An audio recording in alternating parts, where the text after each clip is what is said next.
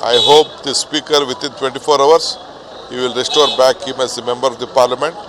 त्वरित गति से, जिस रफ्तार से राहुल जी का सदन से सदस्य पद खारिज करने के लिए तत्परता दिखाई, वही तत्परता राहुल जी के वापस के लिए जरूरी है। राहुल गांधी जी को हटाने में, डिस्क्वालीफाई करने में सिर्फ 24 घंटे में सब कुछ हुआ। अब देखेंगे अब कितने घंटे में उनको रीइंस्टेट करते हैं। आपराधिक मानहानि केस में मिली सजा पर सुप्रीम कोर्ट की रोक के बाद अब तमाम कांग्रेसी नेता राहुल गांधी की संसद सदस्यता जल्द से जल्द बहाल करवाना चाह रहे हैं। जब से सुप्रीम कोर्ट का फैसला आया है, तब से यही सवाल गूंज रहा है कि आखिर अब राहुल गांधी सदन का हिस्सा कब बनेंगे।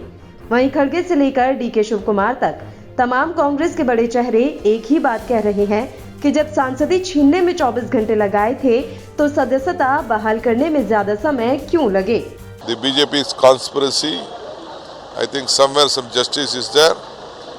I hope the speaker within 24 hours he will restore back him as a member of the parliament. But one thing, the BJP front should know that you can't stop his voice. आज सुबह जब speaker साहब को phone पे बात किए थे, तो स्पीकर साहब ने मुझे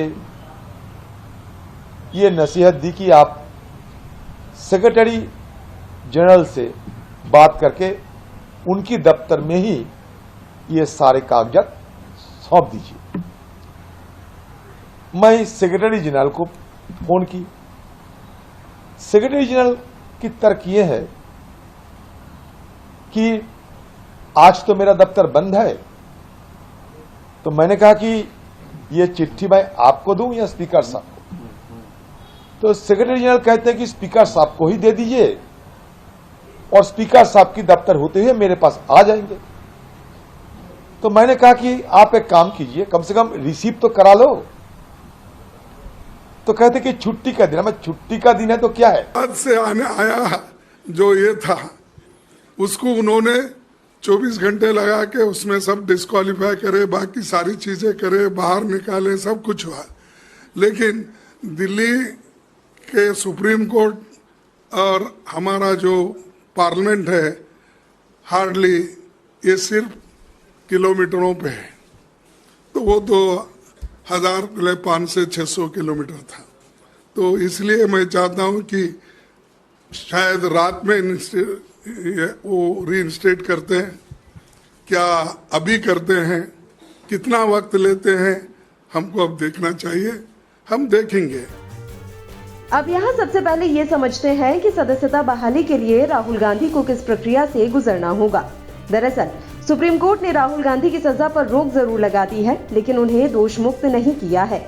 देश की सर्वोच्च अदालत ने अपने आदेश में कहा कि इस मामले में जब तक वो आखिरी फैसला नहीं दे देता, तब तक राहुल गांधी को गुजरात की निचली अदालत से मिली सजा पर रोक रहेगी।